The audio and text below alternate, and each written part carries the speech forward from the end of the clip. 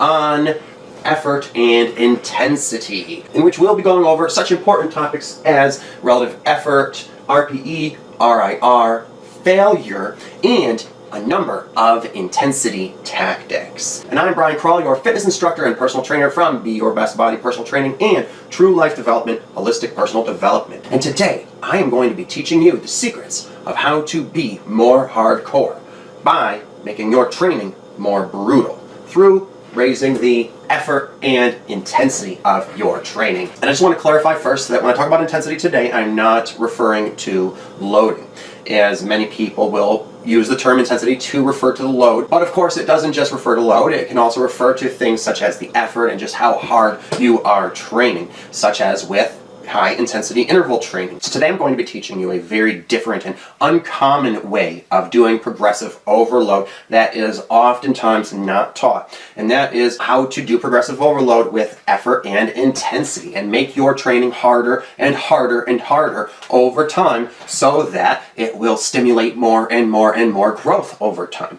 All right, because as I have said plenty of times in this program, you can only raise the intensity of the load so much. You're going to be very limited with the amount of progressive overload you can do with weight on most exercises, and you're also going to be somewhat limited with volume. But what you're much less limited with is how you can make advancements to your training technique in order to make it more difficult and thus stimulate more growth. And there are a number of ways that you can raise the intensity of your workout to make it more stimulative, and so I'm going to be teaching you all of them today. All right, not just RPE and RIR and failure, but some really hardcore intensity tactics such as drop sets, supersets, and giant sets. So let's get right into it. First and foremost, I do want to talk about RPE, RIR, and failure. These are terms that help us to figure out how hard we possibly can train and then how hard we should be training relative to that. So they measure how close you are coming to your maximum effort in an exercise, and thus they give you the ability to make sure that you are using the right intensity for your training session. So first, let's talk about RIR.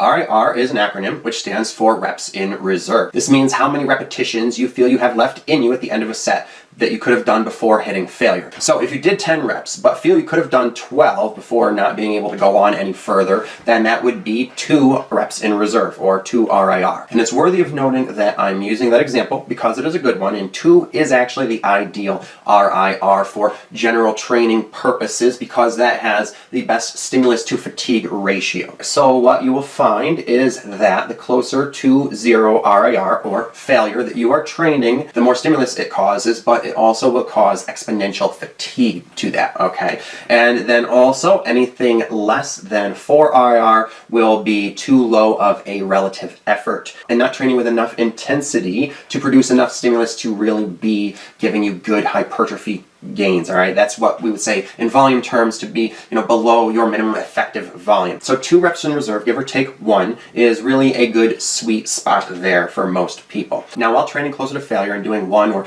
0 reps in reserve will produce a higher stimulus to fatigue ratio and cause a lot more fatigue, it's certainly okay to do that in select training sessions that are meant to be of higher intensity. Just like with your maximum recoverable volume, it's okay to do these things at the end of a block of progressive overload. But you don't want to be constantly training at 0 RIR, okay? That would take too much relative effort and would be overtraining. It would be like exceeding your MRV, okay? So at that point, that would actually start to kill your gains. And it's also okay to train at below 4 RIR once in a while, like on a deload week. It would be okay to train at 5 RIR, but that would not be for stimulating hypertrophy. That would be for maintaining the muscle that you have, okay? And so when you start a new block of progressive overload where you actually are training for hypertrophy and going from your MEV to your MAV, then you would want to also increase your relative effort and be training with less reps in reserve. Now, similar to RIR, you have RPE. Let's talk about that. RPE is an acronym that stands for the rate of perceived exertion. So this is one of the best ways of gauging your relative effort.